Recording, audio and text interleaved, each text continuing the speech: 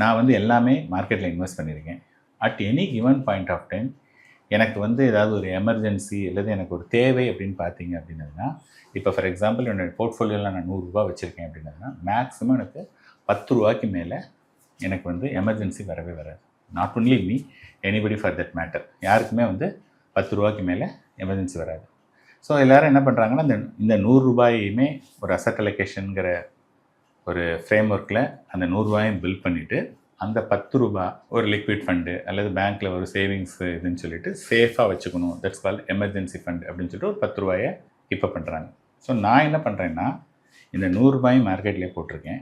இந்த ரூ. 10 இருக்கு இல்லையா, இன்கேஸ் எனக்கு ஏதாவது தேவை அப்படின்னு சொன்னதாங்கன்னா, என்னுடைய போர்ட்ஃபோலியோ இந்த ரூ. 100 portfolio at any given point of time maximum ரூ. 50 கீழே வரலாம். அது வரை வந்திருக்கு. 50 தான் வரும். ஆனால் எனக்கு ரூ. 10 தானே வேணும். ரூ. 50 கீழே விழுந்தால் கூட நான் அந்த ரூ. 50, அதாவது 100 போட்டிருக்கேன், 100 வந்து ரூ. 50 ஆகிடுச்சு. இப்போ வந்து எனக்கு ரூ. 10 தேவைப்படுது, ஒரு எமர்ஜென்சி வரணும்னா இந்த ரூ. 50ல் பிளெட்ஜ் பண்ணேன்னா எனக்கு ரூ. 10 வந்து I can take it out.